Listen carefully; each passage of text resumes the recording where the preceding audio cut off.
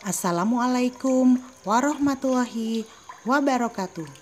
Selamat datang di channel Podosuko Sinau.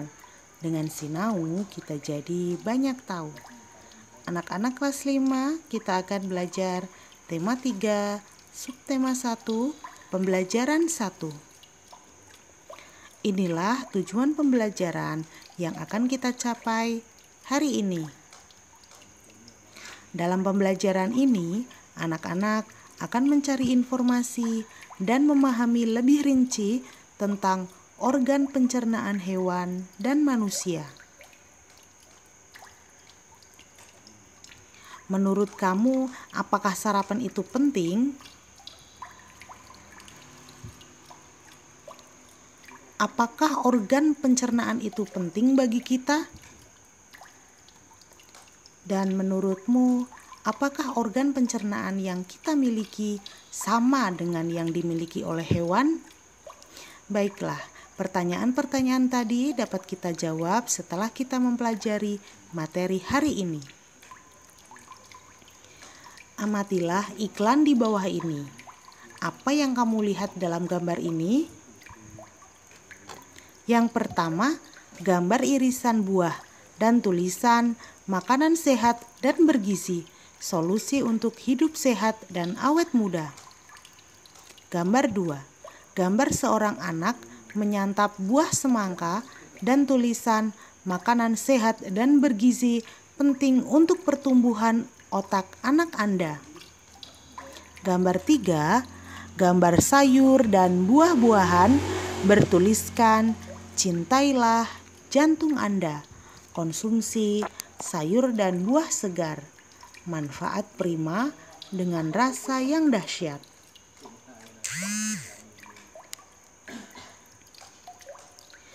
Kalimat-kalimat yang umumnya dipergunakan oleh bahasa iklan adalah kalimat yang menarik atau kalimat yang mengajak pembacanya untuk mengikuti apa yang ditulis atau disarankan oleh pembuat iklan.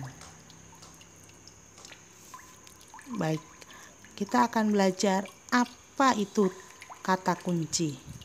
Jadi kata kunci adalah sebuah kata atau konsep dengan keistimewaan yang berarti kata apapun yang digunakan sebagai kunci dan kode atau digunakan untuk menghubungkan ke kata lain atau informasi lain.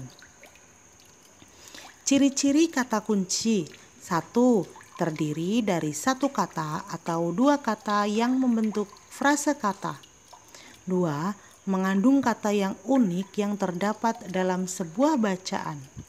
3. Mewakili sebagian besar atau keseluruhan topik, konsep, informasi dari sebuah bacaan. Nah, kata kunci yang aku temukan dalam iklan yaitu pentingnya makanan sehat dan bergizi. Alasanku memilih kata kunci tersebut sebagai kata kunci iklan adalah karena kata tersebut mewakili kunci utama atau informasi utama dalam iklan. Penyempurna makanan sehat adalah susu. Seperti kita ketahui, susu umumnya dihasilkan oleh sapi. Apa yang dimakan oleh sapi hingga dapat menghasilkan susu?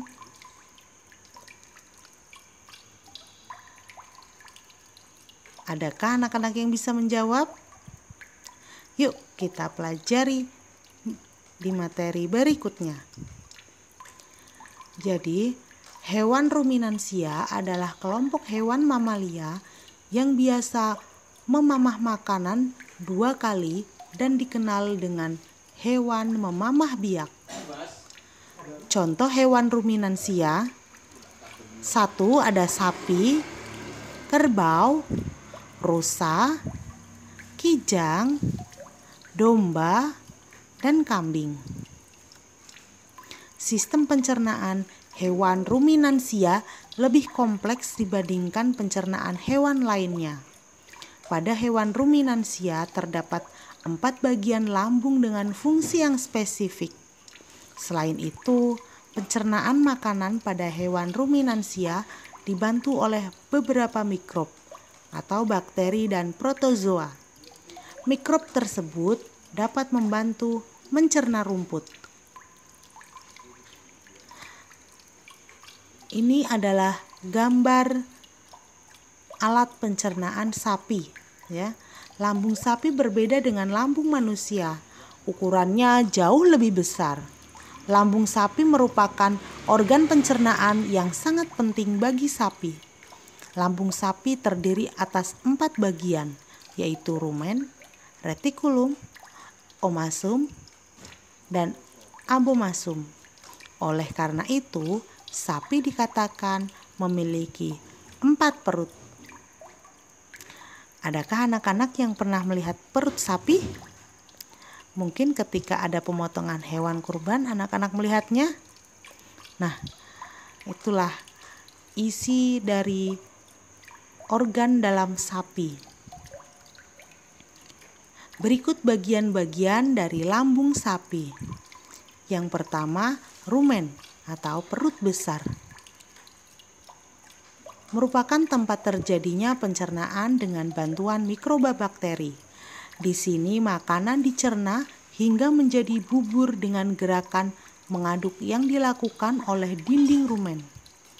Pada saat sapi beristirahat, makanan kembali ke mulut dan dikunyah kembali. Setelah dikunyah, untuk yang kedua kalinya, makanan masuk ke retikulum perut jala. Retikulum atau perut jala. Di dalam retikulum, makanan kembali mengalami proses fermentasi dengan bantuan bakteri anaerob dan protozoa.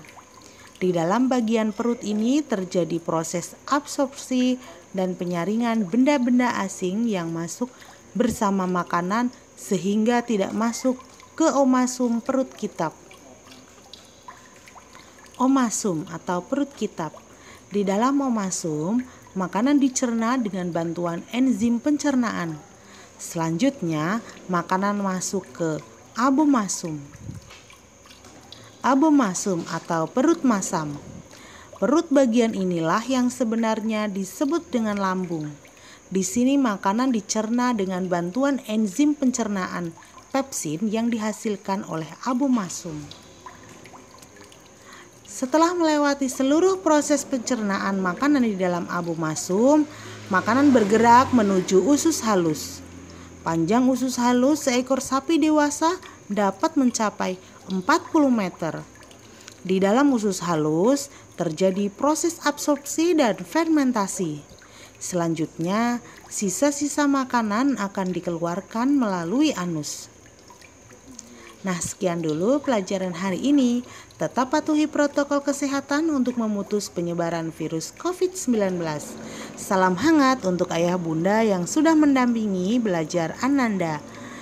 Terima kasih. Wassalamualaikum warahmatullahi wabarakatuh.